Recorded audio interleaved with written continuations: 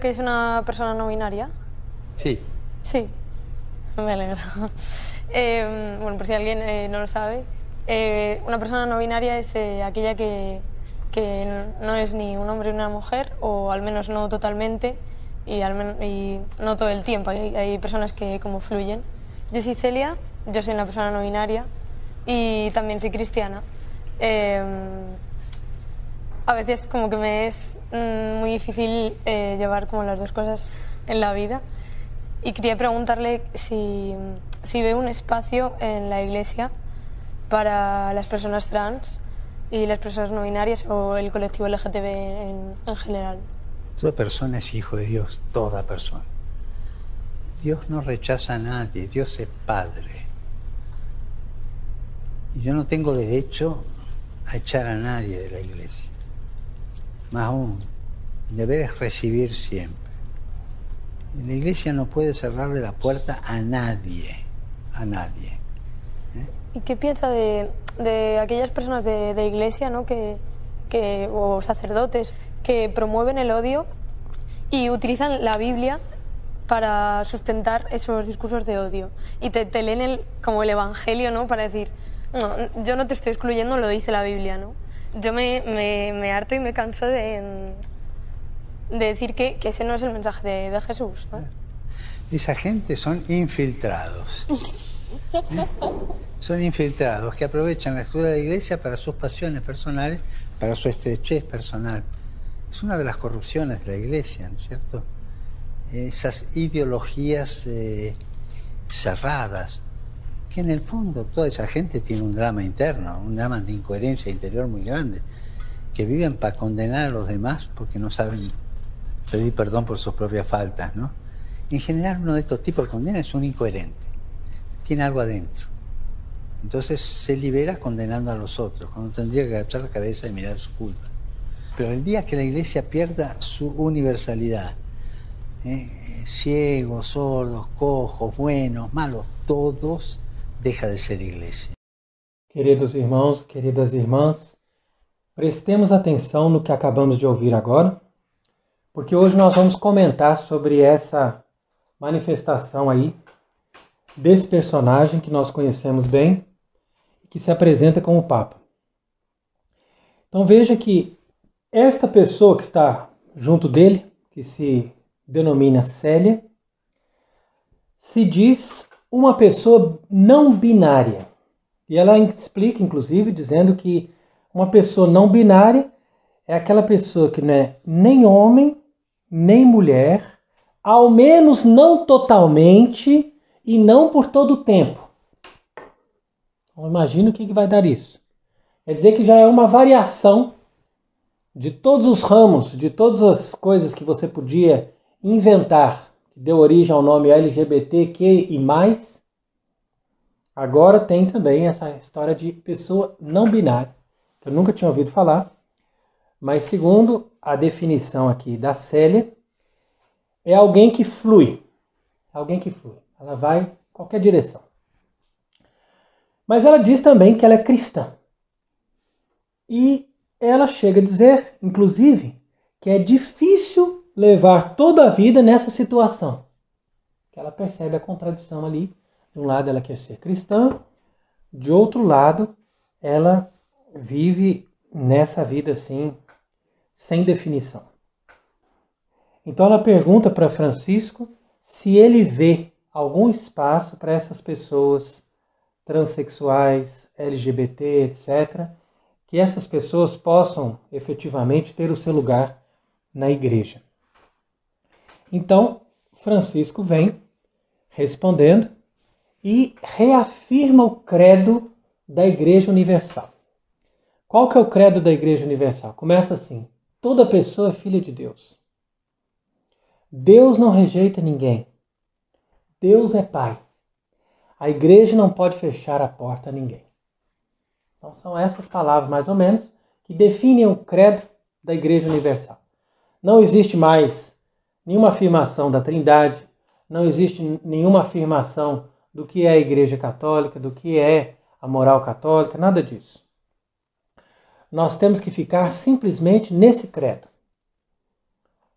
Deus não rejeita ninguém e toda pessoa é filha de Deus. Então daí que brota a consciência dessa nova religião. Nós chamamos de religião universal. E essa religião universal está em oposição com a Igreja Católica.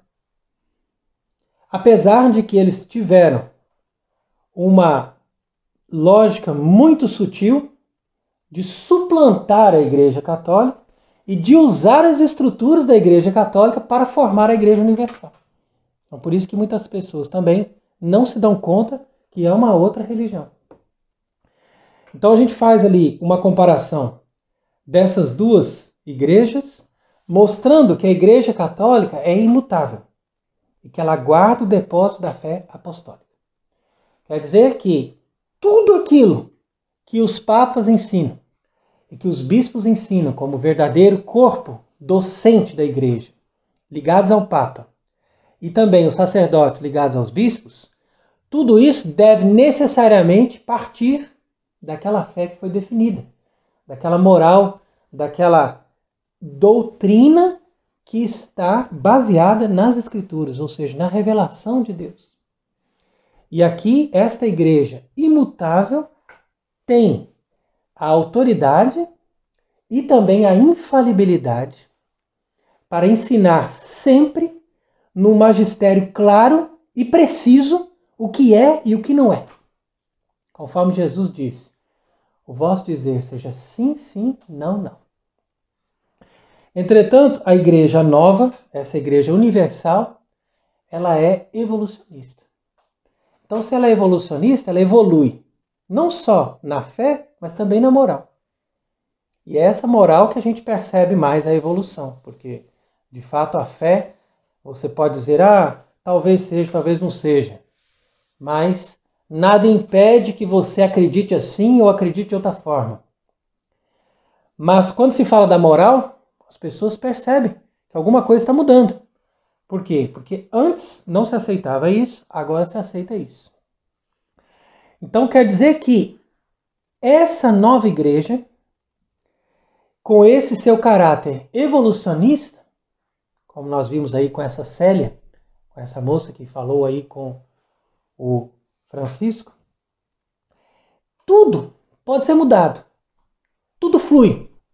Hoje ela é homem, amanhã ela é mulher, depois da manhã ela é outra coisa.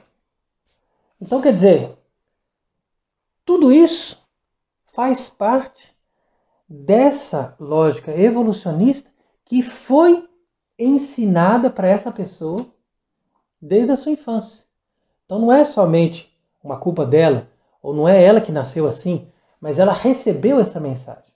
Então ela recebe essa mensagem evolucionista, ela assume isso e ela pergunta então para essa autoridade da igreja, que as pessoas reconhecem como uma autoridade da igreja, se ela pode continuar sendo assim.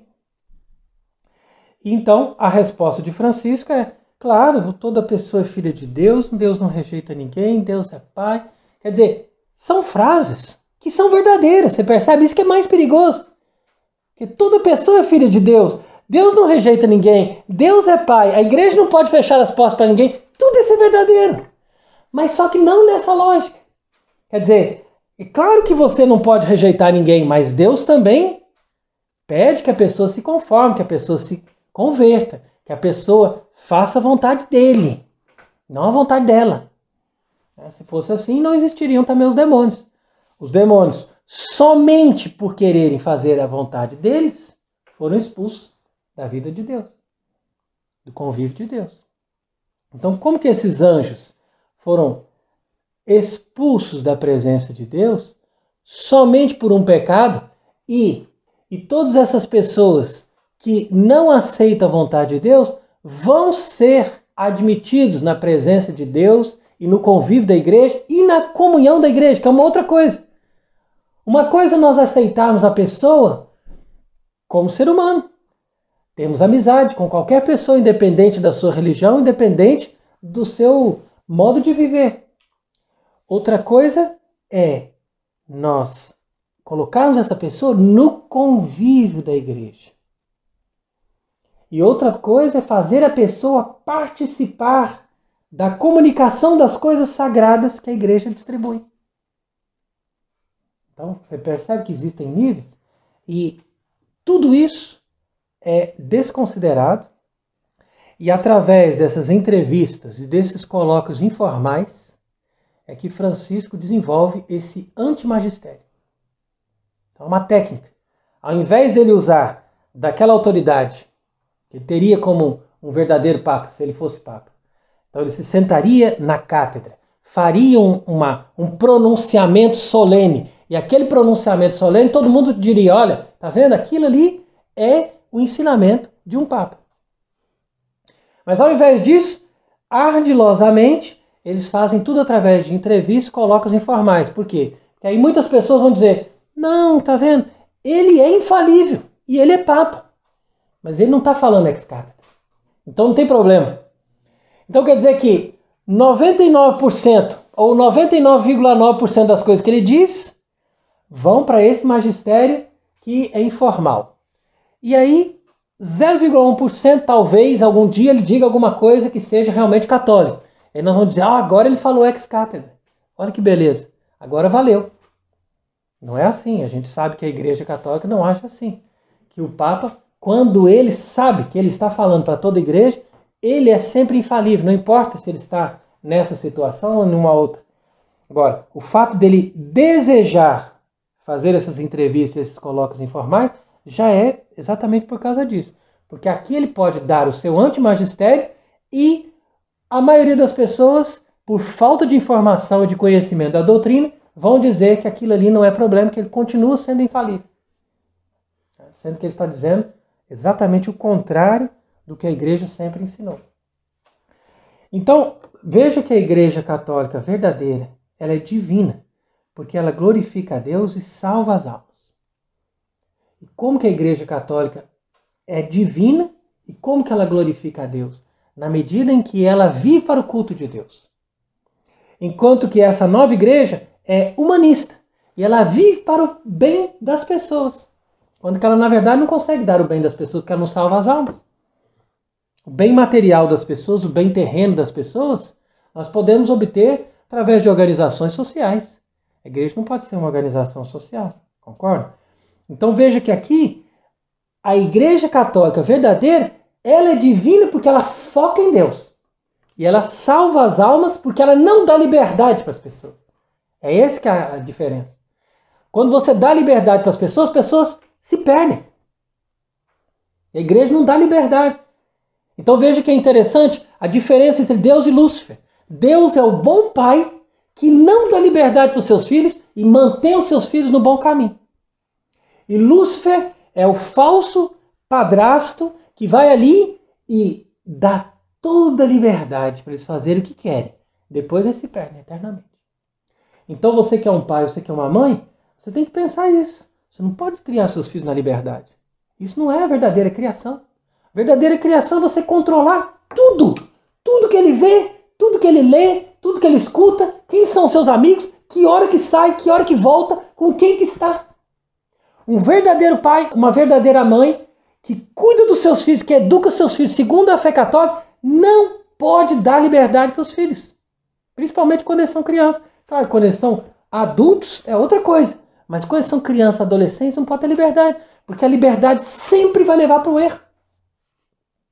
Será que essas pessoas não sabem que nós temos o pecado original e o pecado original está agindo para o mal e os demônios estão ali armando todo momento ocasiões de pecado e ocasiões de desgraça? Então feliz o pai e a mãe que sabem cuidar dos filhos e não entregam os filhos para o mundo. Porque hoje em dia a televisão, a internet, tudo isso está impregnado do espírito do mundo. Então, se a pessoa deixa os filhos assim, eles se perdem. Até nas escolas você não pode deixar mais. As escolas estão ensinando qualquer porcaria para as crianças. Então, como é que você vai cuidar dessas crianças? Então, é por isso que a gente adverte dessas coisas, porque nós estamos aqui trabalhando para ver se a gente informa as pessoas do que é a verdadeira doutrina, do que ensina a Igreja Católica, do que nós temos que saber para nós conhecermos e amarmos a Deus e salvar a nossa vida. Por quê? Porque em pouco tempo, daqui a um pouco tempo, nós não vamos ter mais liberdade de estar falando essas coisas aqui numa rede de YouTube, etc. E nessa hora, se essas pessoas aprenderam, aprenderam. Se não aprenderam, eles não vão ter onde encontrar mais essas informações, porque tudo isso que nós estamos dizendo vai ser censurado. Então tem que aproveitar enquanto é tempo, que nós sabemos que temos pouco tempo. E nós estamos nessa sociedade que proclama liberdade para tudo. Mas na hora que você vier falar da verdadeira religião e da verdadeira moral, eles vão não somente te censurar, mas também te prender e te matar. Nós estamos conscientes de tudo isso. Então é preciso a gente perceber as verdadeiras coisas enquanto é tempo. Porque, como nós estamos explicando sempre, a Igreja Católica verdadeira é destinada à salvação de todos os que professam a fé e desejam se converter. Então tem que ter um ato de vontade. A igreja não é destinada a todos, como disse aqui Francisco. Isso é falso. A igreja é destinada àqueles que desejam se converter e que desejam acreditar. Se você não tem esse ato de vontade de querer acreditar em tudo que ensina a igreja, e se você não tem pelo menos um ato de vontade de querer se conformar à lei de Deus, mesmo que você peque, você se confesse, você volta a se converter, você volta a fazer penitência, não importa. Mas você tem que desejar se conformar à lei de Deus, senão você não se salva. E é por isso que eles alteraram a forma na hora de consagrar o vinho, na missa. Jesus falou, esse é o meu sangue derramado por vós e por muitos. Está lá no Evangelho. E como que eles dizem na forma? Eles dizem, esse é o meu sangue derramado por vós e por todos. Por quê? Claro, porque é a nova igreja universal. Todos são salvos, todos estão dentro. Não importa a sua fé, nem a sua atitude moral. Então quer dizer que procura a salvação de todos, independente da religião e da maneira da pessoa viver. Percebe? Isso não é a igreja de Cristo. Isso não é a verdadeira religião fundada por Cristo. Põe isso na cabeça de uma vez por todas. Então, aqui nós temos que ser muito atentos para sabermos, primeiramente, separar a verdadeira Igreja Católica que foi abolida da face da terra. Hoje em dia nós temos poucos que são verdadeiros católicos, que guardam a verdadeira religião, e essa nova Igreja Universal que está dominando todos os ambientes e que está apoiando toda a agenda da nova ordem mundial. Porque as duas coisas estão juntas. É isso que nós estamos tentando mostrar sempre. Então, aqui vem essa pessoa, tal de Célia, que está conversando aí com Francisco, e ela pergunta, o que pensa daqueles sacerdotes que promovem o ódio? Que usam a Bíblia para sustentar os seus discursos de ódio, dizendo que não sou eu que estou dizendo, isso está no Evangelho e tal. Ao invés de responder como deveria um verdadeiro pastor da igreja, ao invés de dar para essa pessoa o alimento da verdade, Francisco vai e responde o seguinte, não, essa gente são infiltrados. Essa gente são infiltrados. Por que ele diz isso? Porque cada vez mais os jovens estão se inteirando. Então esses videozinhos não são feitos por acaso. Esses são vídeos feitos para atrair os jovens. Porque os jovens estão se inteirando que existem infiltrados dentro da Igreja Católica.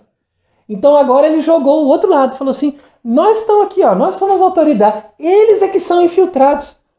Percebe? Então quer dizer que quem defende a verdadeira religião de todos os tempos, se você tivesse hoje o Papa Leão XIII vivendo no nosso tempo, ele seria considerado um infiltrado. Por quê? Porque ele está defendendo a verdadeira religião. Então, além de terem usurpado a sé apostólica, e de terem tomado conta de todas as estruturas da igreja, esses infiltrados dizem que nós somos infiltrados. Percebe? E diz ainda, são ideologias fechadas, eles não conseguem, esses tipos são incoerentes, diz ali. Esses tipos são incoerentes, eles têm algo dentro e eles se liberam condenando os outros. Inclusive a moça lá começa a rir, né, de forma meio forçada, assim, quando ele fala que são infiltrados, ela ri e debocha. Porque, de fato, aquilo ali é feito propositalmente para dar essa impressão de que você tem que realmente ridicularizar as pessoas que vão contra essa corrente que está levando aí as pessoas nessa nova mentalidade. Então a gente admite, nós sempre dizemos isso, que existem de fato pessoas que vão para um outro extremo.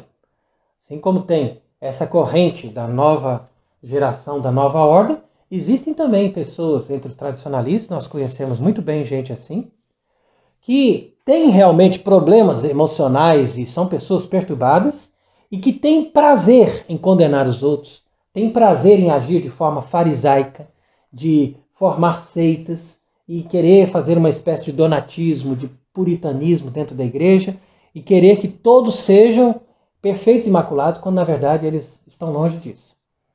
Então nós consideramos que essas pessoas ajudam muito nesse processo da formação para essa nova religião, porque quando as pessoas veem esses tipos aí, né, que são realmente incoerentes e que são dominadores ou pessoas rancorosas, pessoas focadas somente em julgar e condenar e mentir e caluniar, quer dizer, essas pessoas atrapalham muito o processo de discernimento das pessoas, porque muitas vezes as pessoas ficam escandalizadas com esses indivíduos assim radicais em excesso, né, no sentido de pregarem um puritanismo, como se todos tivessem que ser perfeitos, e isso não é a verdadeira Igreja de Cristo. E por causa disso mesmo, há muitos que acreditam que Francisco está certo, que o Vaticano II está certo, que nós não podemos ser tão violentos ou tão radicais. Quando, na verdade, nosso Senhor Jesus Cristo disse que o céu é dos violentos. Então, se Jesus disse que o reino dos céus é dos violentos, significa que nós temos que fazer violência. Mas essa violência não é condenando os outros, nem atacando os outros, porque Jesus mesmo criticou o farisaísmo. Mas essa violência é contra a nossa própria carne, contra os nossos instintos, contra os pecados que estão ali, as tentações que estão querendo nos levar para longe de Deus. E na medida que nós fazemos essa violência, nós somos capazes de nos erguer e também de ajudar os outros. Então não é fácil, mas é preciso esse discernimento.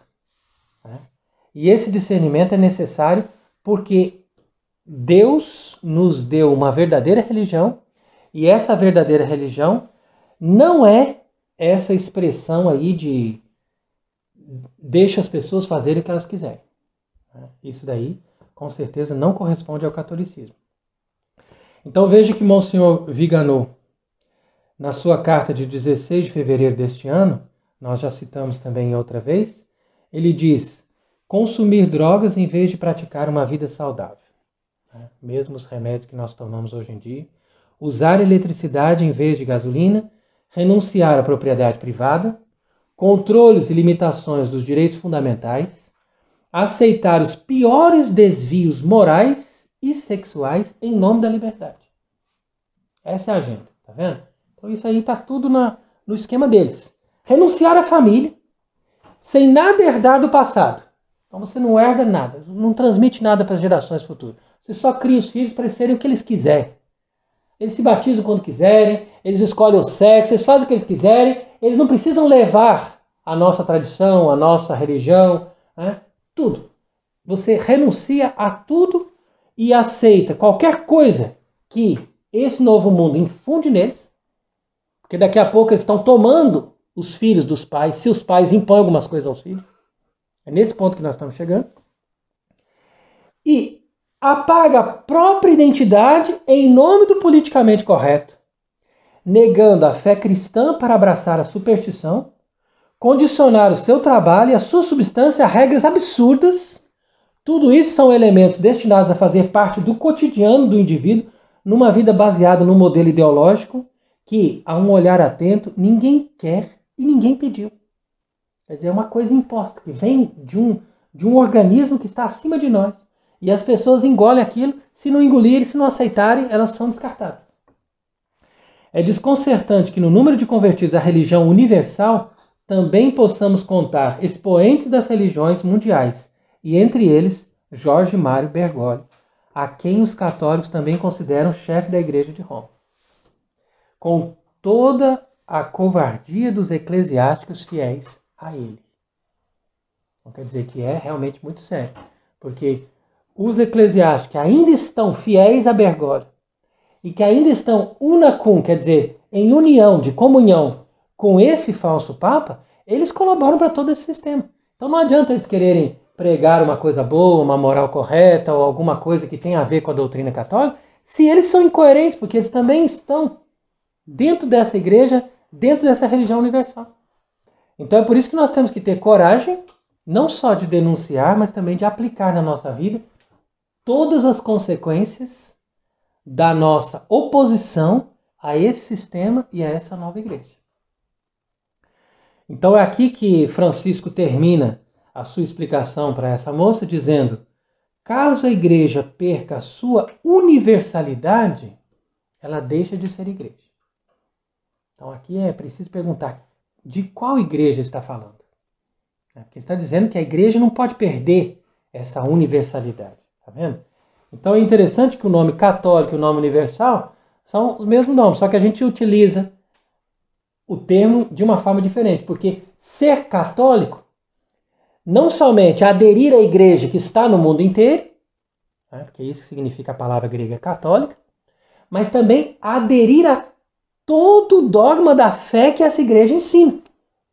Porque o catolicismo quer dizer a totalidade da fé. Entretanto, ser universal significa essa ideia de você abraçar todas as coisas e abraçar todas as pessoas, independente da religião e independente da maneira dela viver. Então ele usa, inclusive, essa lógica da parábola. Ele fala ali que Jesus chamou os coxos, chamou os cegos, chamou todos, bons e maus, todos encheram a sala. Então é interessante a gente prestar atenção nessa parábola e ver como a igreja entende essa parábola. Porque senão dá a impressão, olha, realmente está citando a palavra de Deus, olha, o evangelho diz, todos estavam ali. Mas Jesus disse, ó, certo homem estava preparando um grande banquete, convidou muitas pessoas. Já começa para dizer que não convidou todos. Depois, na hora de começar, enviou o seu servo para dizer aos que haviam sido convidados, venham, tudo está pronto. Mas eles começaram, um por um, a apresentar desculpas. O primeiro disse, acabei de comprar uma propriedade, preciso ir vê-la, desculpe. O outro disse, acabei de comprar 5 juntas de boi, estou indo experimentá-las, desculpe.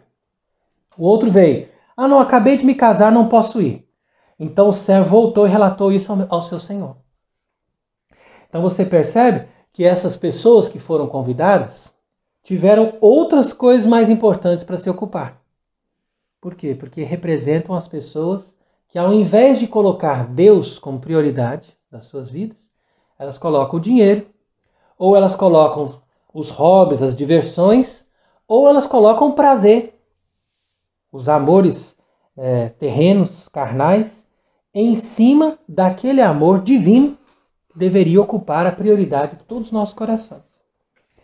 E como essas pessoas não aceitam o convite de Deus, é a partir daí que Deus vai ordenar ao seu servo: vá rapidamente para as ruas e os becos da cidade e traga os pobres, os aleijados, os cegos e os mancos. E disse o servo, o que o Senhor ordenou foi feito e ainda há lugar. Então veja que interessante notar nessa parábola que todos aqueles que foram convidados e que aceitaram o convite vieram à casa ali para esse banquete. Então quem são essas pessoas pobres, aleijados, cegos e mancos? São as pessoas que vivem uma moral desviada da igreja? São as pessoas que vivem uma outra religião que não seja a religião católica? Não, ao contrário. São as pessoas que aceitaram o convite de conversão. Elas estavam pobres porque elas perderam suas riquezas espirituais.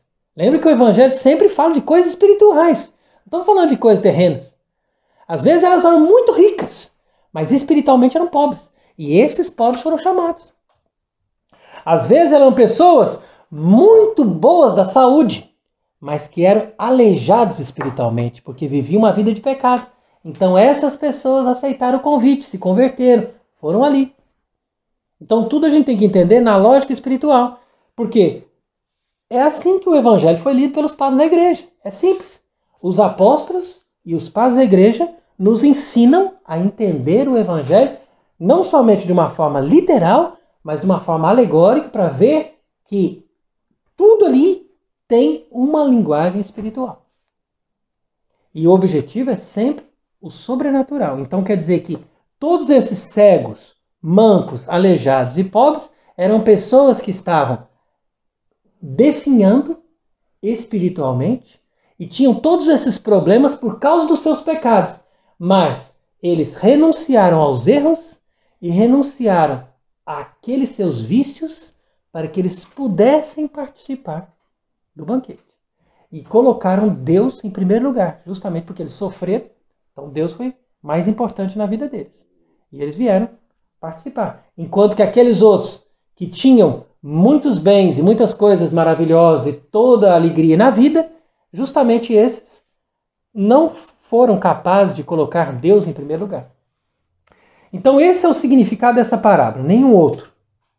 Mas nós percebemos que as pessoas, a maioria das pessoas, não são capazes de perceber a sutileza dessa linguagem de Francisco. Porque a sutileza da dialética moderna é que foi trabalhada no Vaticano II. E todos eles, não só esse que se apresenta como Papa, mas todos esses discípulos dessa nova religião se tornam mestres da dialética.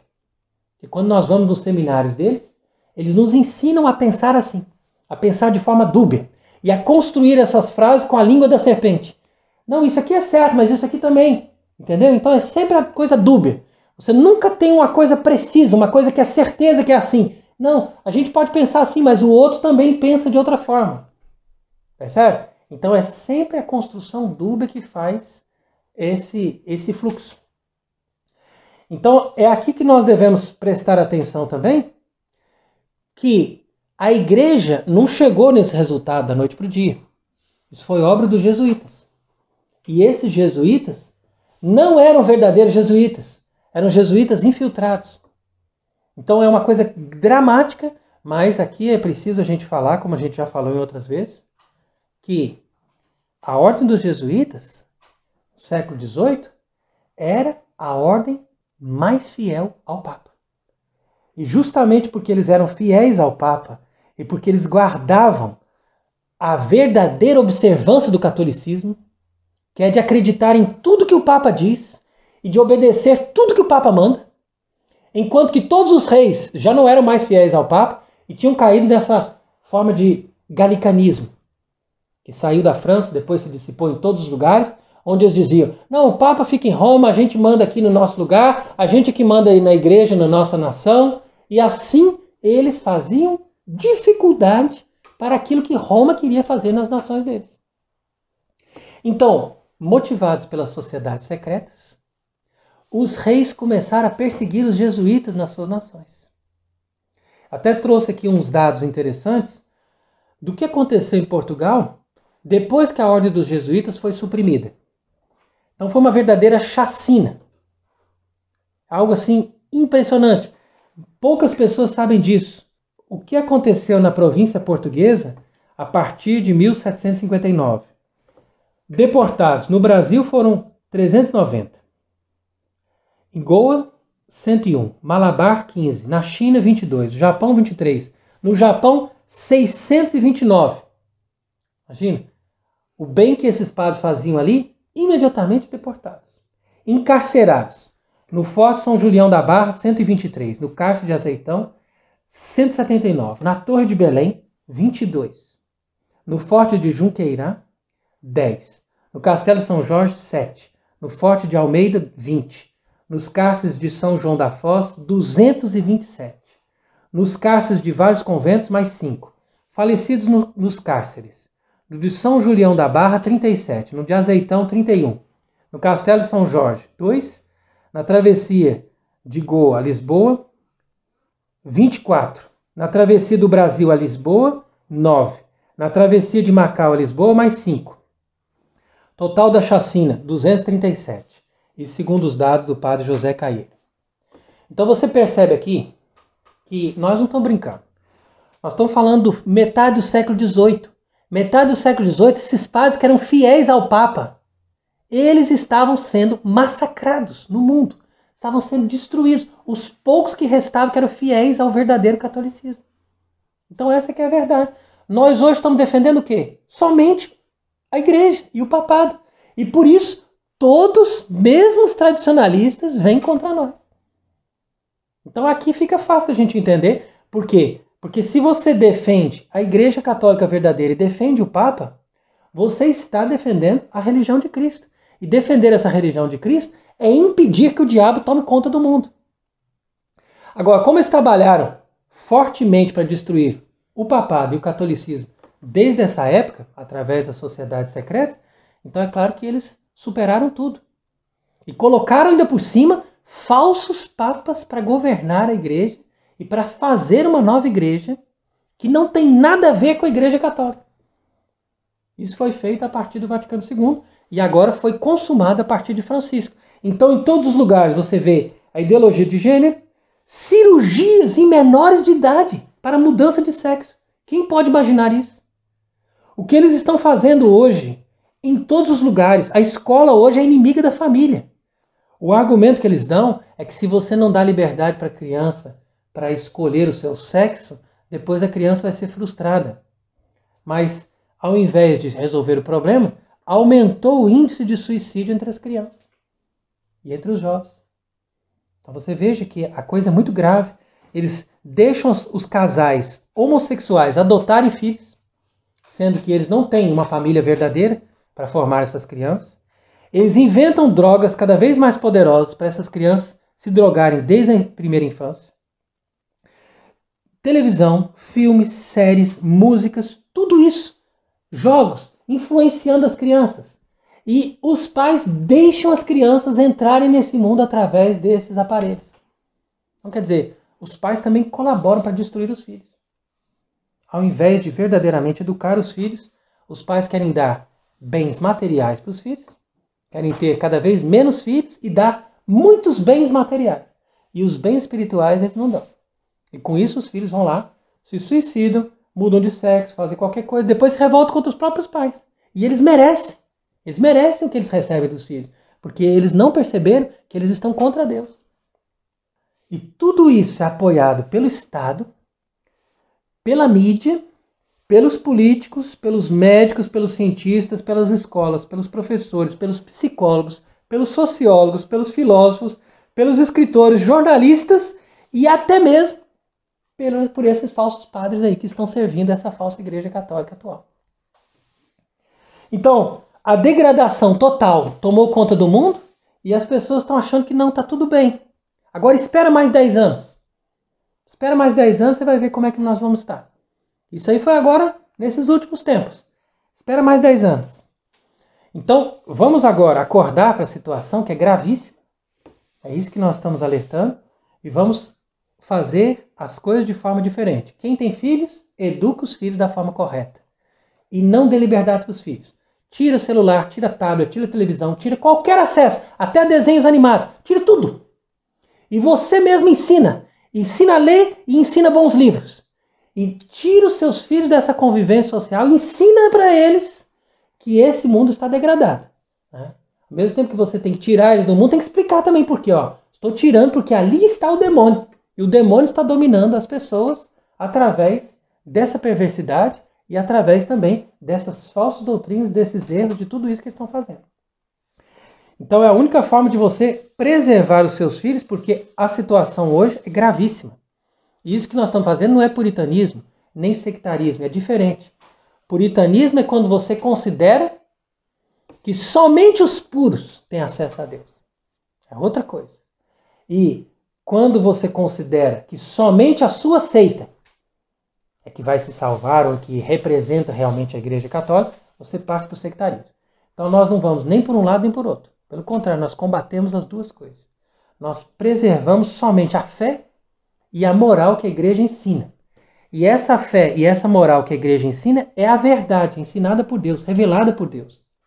Agora, Deus pode fazer dos piores impuros, mesmo dessa cela, ele pode fazer uma santa. E das pessoas péssimas, quebradas pela vida, ele pode fazer grandes santos que vão nos ajudar a restaurar a igreja. Por isso que Jesus fala nessa parábola, que ele chamou os cegos, os coxos, os aleijados, porque essas pessoas aí podem fazer muitas coisas, mas primeiro eles têm que se converter. Eles não podem ficar ali compactuados com o mal. Eles têm que negar o mal. Eles têm que odiar todas as coisas que vêm do demônio, que vêm do mundo. E com esse ódio santo, como diz o Salmo 138, que diz, perfecto ódio odena ilus. Quer dizer que eu vou odiá-los com o ódio perfeito. O que é o ódio perfeito? É o ódio da indignação de tudo que é contra Deus. É o ódio que São Miguel Arcanjo teve contra Lúcifer, quando diz, quem como Deus? Eu vou agora combater você. Você não pode ir contra Deus. Então, é nessa lógica da batalha espiritual que a gente tem um ódio. Mas é um ódio santo, é um ódio perfeito. É um ódio não pelas pessoas, mas pelas ideias e por todas as iniciativas e atitudes que são contra a vontade de Deus e contra a lei de Deus. É isso que nós temos que preservar. Então, faço a citação aqui dessa encíclica Quo Graviora, do Papa Leão XII, onde ele nos diz, com o verdadeiro magistério de um Papa católico, dirigimos-nos também a todos vós, queridos filhos que professam a religião católica, com nossa exortação. Olha que bonito. Isso é um pai. Isso é alguém que ensina a fé. Isso é alguém que ensina a verdade. Vamos salvar a nossa religião e valorizar os verdadeiros papas. Olha. Evitai cuidadosamente os homens que chamam as trevas de luz e a luz de trevas. Bergoglio, por exemplo, e todos esses discípulos do Vaticano II. De fato, que benefício se poderia obter da parceria com homens que pensam não deverem satisfação a Deus ou às autoridades que ele constituiu?